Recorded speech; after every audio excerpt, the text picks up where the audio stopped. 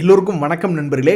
சண்டையில் கிழியாத சட்டை எங்கே இருக்குது அப்படின்னு ட்ரம்ப் அவர்கள் சண்டை போடும் பொழுது அவருடைய சட்டையும் கிழிச்சு விட்டுட்டு நம்மளுடைய சட்டையும் கிழிச்சு விட்டுட்டு போங்க எல்லாரும் நடந்து போங்க ரோட்டில் அப்படின்ற மாதிரி நம்மளுடைய ஷேர் மார்க்கெட்டில் போட்டிருக்கக்கூடிய பணம் மட்டும் இல்லை, உலகளவில் எல்பிஜி சிலிண்டர் கிடைக்கிறதுக்கு கூட மிகப்பெரிய அளவில் பிரச்சனையை கொண்டு வந்து நிறுத்தியிருக்கார்.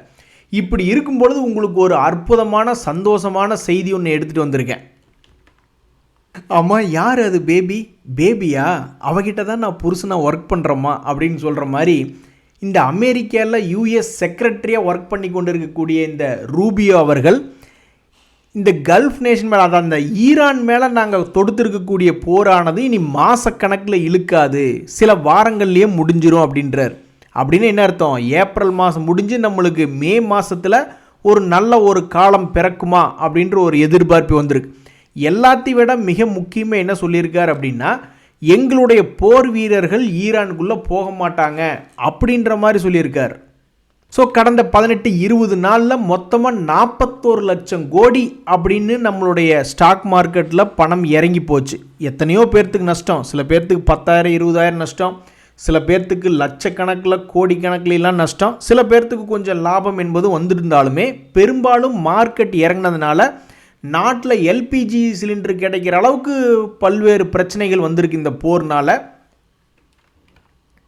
ஸோ அடுத்தடுத்த வாரங்களில் நம்மளுக்கு ஏற்கனவே ஒரு குட் நியூஸ் இருக்குது. ஏப்ரல் 6ஆம் தேதி வரைக்கும் ஈரான் மேலே முக்கியமான இடங்களில் நான் குண்டு போட மாட்டேன் அப்படின்ற மாதிரி அமெரிக்காவிலேருந்து சொல்லியிருக்காங்க. ஸோ அது ஆல்ரெடி ஒரு குட் நியூஸாக மார்க்கெட்டில் இருக்குது. அது கூட இந்த ரூபியோ அவர்கள் சொல்லியிருக்கிறதும் இன்னொரு குட் நியூஸ் ஆயிடுச்சு.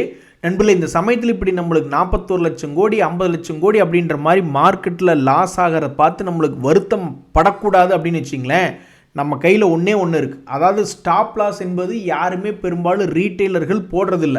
ஸோ மேல் நோக்கி ஏறுற மாதிரி இருந்ததுன்னா அந்த ஒரு 2%, 5% தான் ஸ்டாப் லாஸ் நிறைய பேர் வைப்பாங்க. அதை பண்ணுறதில்ல, கீழே போகிற வரைக்கும் வேடிக்கை பார்க்க வேண்டியது. அதே மாதிரி கீழே போய் எடுக்கிற மாதிரி இருந்தாலும் அங்கேயும் ஒரு 2%, 5% தான் ஸ்டாப் லாஸ் போடுவாங்க. அதையும் நம்ம போடுறதில்ல, அதுவும் கீழே போகிற வரைக்கும் வேடிக்கை பார்க்கக்கூடிய நேரத்தில் ஸ்டாப் லாஸே போடாதவங்க அப்போ என்ன பண்ணணும்? அவங்களுடைய ஸ்டாப் லாஸ் தான் என்ன?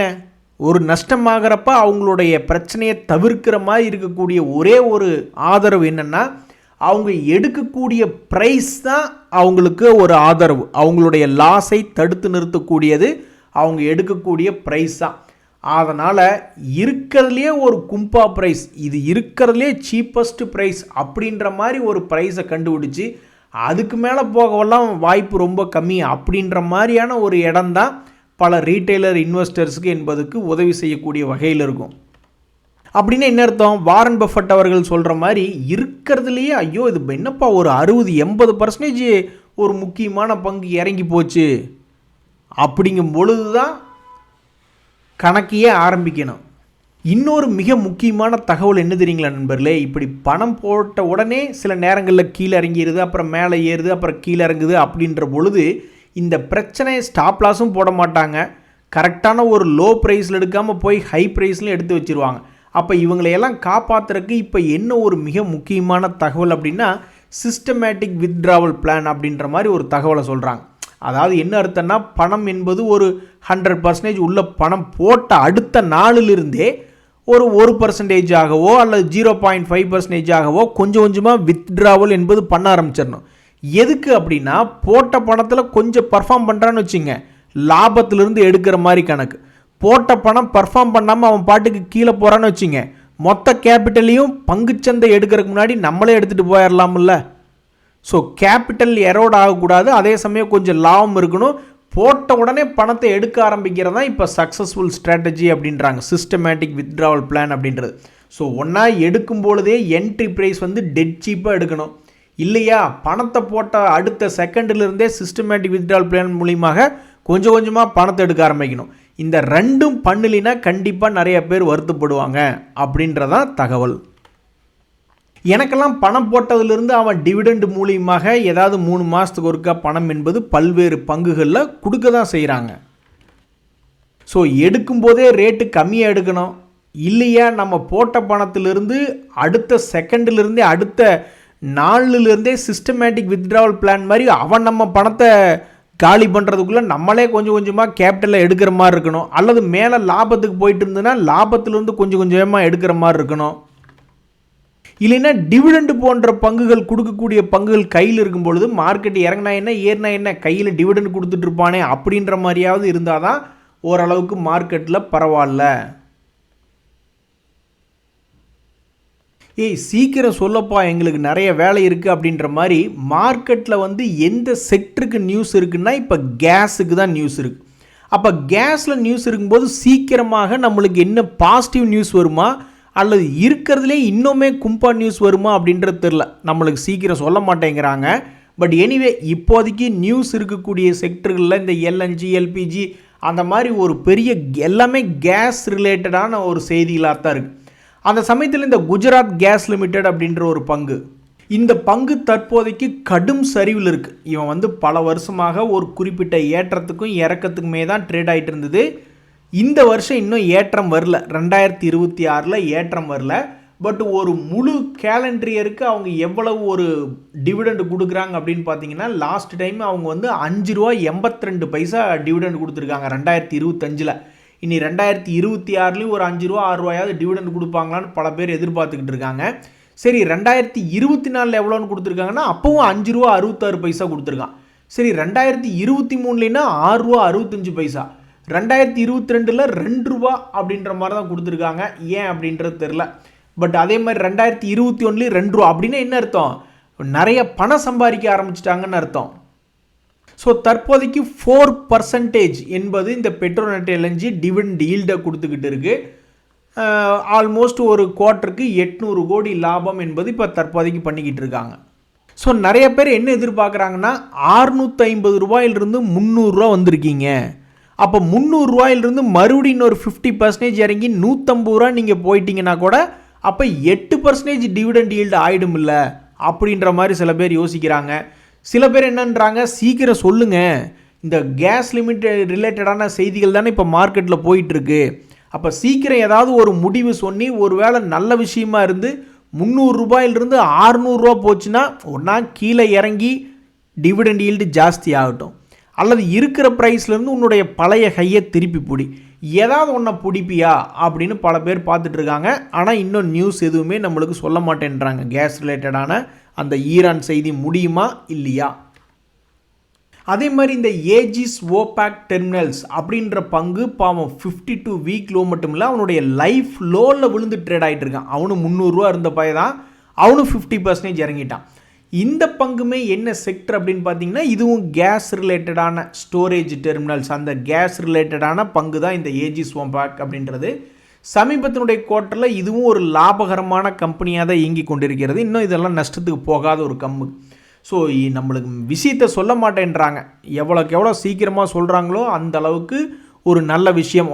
இது வந்து பாருங்கள், குஜராத் கேஸ் லிமிட்டெடு கரண்ட் ப்ரைஸ்லேருந்து கீழே போனாலும் அதனுடைய டிவிடெண்ட் ஈல்டு என்பது இன்க்ரீஸ் ஆகும் அப்படின்னு சில பேர் எதிர்பார்க்குறாங்க, அல்லது இருக்கின்ற வேலையிலே இருந்து திரும்பி ஏறினாலும் சந்தோஷம் தான் எதிர்பார்க்குறாங்க. ஆனாலும் நம்மளுக்கு நியூஸ் தெரிய மாட்டேங்குது எப்போ இந்த பிரச்சனை முடியும். அதே மாதிரி நண்பர்களே, இந்த பஜாஜ் ஹவுசிங் ஃபினான்ஸ் எல்லாம் என்ன இவ்வளவு தான் உன்னால் இறங்க முடியுமா, இல்லை இதுக்கு மேலே எங்களை வச்சு செய்ய போறியா அப்படின்னு ரொம்பவுமே ஆச்சரியப்படுற அளவுக்கு அது இறங்கியிருக்கு. அதே மாதிரி இந்த பிடிஎல் இதெல்லாம் வந்து ஒரு டிஃபென்ஸ் துறை பங்குகள். வார் நடக்கக்கூடிய சமயத்தில் அவன் ஏதாவது பிக்கப் ஆகி மேல் நோக்கி போவான்னு பார்த்துக்கிட்டு இருந்தா இன்னும் அதுவும் எதுவுமே முடிவு செல்லாமல் கீழே இறங்கி கிடக்கக்கூடிய பங்குகளில் இந்த பாரத் டைனமிக்ஸ் என்பது இருக்குது. ஸோ இப்படி கீழே விழுந்து கிடக்கிறீங்களே பஜாஜ் ஹவுசிங் ஃபினான்ஸ், ₹190 எங்கே, ₹75 எங்கே, மரண இறக்கம். இதெல்லாம் வந்து பர்சன்டேஜ் கணக்கில் பார்த்தோம்னா 60% இறங்கியிருக்கு. அதான் வாரன் பஃபட் அவர்கள்லாம் கூட சொல்லிட்டு இருக்காங்க, ஒரு நல்ல லாபம் செய்யக்கூடிய பங்கு பெரிய அளவில் கிராஷ் ஆகும் பொழுது அது என்ன ஏதுன்றது பார்க்கணும் அப்படின்ற மாதிரி சொல்லியிருக்காங்க. ஸோ 60% கிராஷ் என்பதெல்லாம் வந்து பஜாஜ் ஹவுசிங் ஃபினான்ஸில் ரொம்ப ரொம்ப மோசமான ஒரு சரிவார். அப்படித்தான் இவனுங்கெல்லாம் நஷ்டம் பண்ணக்கூடிய பங்கான்னு பார்த்தா இவன் 665 கோடி ஒரு குவார்ட்டருக்கு லாபம் பண்ணுறான். பாரத் டைனமிக்ஸ் நம்ம போய் எடுத்து பார்த்தோம்னு வச்சிங்களேன், இப்போ எல்லாம் மிசைல் டிஃபென்ஸ் தானே நிறைய தேவைப்படுது. அந்த வகையில் இது லாபம் வந்து 73, இது ஒன்றும் நஷ்டம் செய்யக்கூடிய பங்காக இல்லை. இருந்தாலும் எல்லாரும் பாவம் ராக்கெட்டை காலுக்கடியில் விட்ட போல் இந்த பாரத் டைனமிக்ஸ் என்பது 52 வீக் லோவில் சுற்றிக்கிட்டு இருக்குது. எல்லா பயலும் 50% இறங்கியிருக்காங்க. சரிங்க நண்பர்களே, மார்க்கெட் என்ன முடிவு பண்ணியிருக்குன்னு தெரில அடுத்து வரக்கூடிய சில காலங்களுக்கு. ஆனால் நம்மளுக்கு ஏற்கனவே ஒரு நல்ல நியூஸ், இன்னொரு நல்ல நியூஸ், 2 நல்ல நியூஸ் இப்போ நம்ம கையில் இருக்குது. இன்றைக்கோ நாளைக்கோ ட்ரம்ப் அவர்கள் எதுவும் நம்மளுக்கு ட்வீட்டு போடாமல் இருந்தால் சரி தான். ஸோ இப்போ நம்ம இந்த டிஃபென்ஸ் துறை பங்குகள் ஆகட்டும், GRSE அப்படின்ற ஒரு பங்கு, ஸோ இனி தொடர்ந்து பேட் நியூஸ் வந்துச்சுன்னா அப்போ இந்த மாதிரி டிஃபென்ஸ் துறை பங்குகளை சப்போர்ட்லேருந்து ஒன்றா ஏற்றி விடு, இவனுங்களையும் கீழே இறக்கி விட்டுட்டு இப்போ நீங்கள் பார்த்தீங்கன்னா AIL அப்படின்ற ஒரு பங்கு, அந்த பங்கில் என்ன ஒரு சுவாரஸ்யமான தகவல்னா தொடர்ந்து சரிவடைந்து கொண்டு வந்திருந்த பங்கு அதுக்கப்புறம் ஒரு ஷேருக்கு 100 ரூபாய் என்பது ஏறி இருக்கு. இது ஒரு நல்ல ஏற்றம். ஸோ இறங்கி கொண்டு இருக்கக்கூடிய பங்குகளுக்கு இப்போ நிறைய நல்ல செய்திகள், 2 நல்ல செய்திகள்லாம் இப்போதைக்கு மார்க்கெட்டில் இருக்கிறதுனால இந்த பங்குகள் எப்படி ஒரு சமீபத்தில் 20% மேலே ஜம்ப் அடிச்சுதோ அது மாதிரி மற்ற பங்குகளும் ஜம்ப் அடிக்குமா அப்படின்ற மாதிரி பார்த்துக்கிட்டு இருக்காங்க. இங்கே பாருங்கள் நண்பர்களே, இந்த கிரானியூவல்ஸ் அப்படின்ற பங்குகள்லாம் ஏறிட்டு கொஞ்சோண்டு இறங்கியிருக்கான். இங்கே பார்த்தீங்கன்னா சமீபத்தில் ஓரளவுக்கு நல்ல ரெக்கவரி காமிச்சிட்டு அப்புறம் நேற்று கொஞ்சம் வீக் க்ளோசிங். ஆனால் இந்த ஆல்கைலமின் போன்ற பங்குகளெல்லாம் எடுத்து வச்சுருக்கிறவங்க என்ன நிலமை பாருங்கள், அவன் விழுந்ததுலேருந்து கீழே விழுந்திருக்கான். இதில் வேறு 2025 இவன் என்ன பண்ணியிருக்கான், சரி ஒவ்வொரு வருஷமும் ஒவ்வொரு லோலேருந்து ஏறி சம்பாரித்து கொடுத்துருக்கான் அப்படின்ற மாதிரி நினச்சிக்கிட்டு இந்த ஸ்மார்ட் மணி கான்செப்ட் பசங்கள்லாம் பாவம் இப்போ ஒரு 1498 ரூபாய்க்கு என்ட்ராயிருந்தாங்கன்னா அவங்களுடைய நிலைமை என்ன ஆகிறது பாவம்.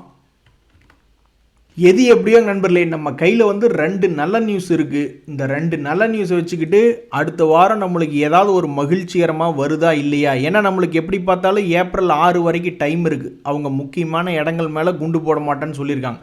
ஸோ ஸ்டாக் மார்க்கெட்டில் தற்போதைக்கு 2 நல்ல நியூஸ் இருக்குது. இது அப்படியே பிக்கப் ஆகுமா? இன்றைய தகவல் அனைத்து உங்களுக்கு உதயம் தான். எனக்கு மகிழ்ச்சி. ரொம்ப நன்றி, வணக்கம்.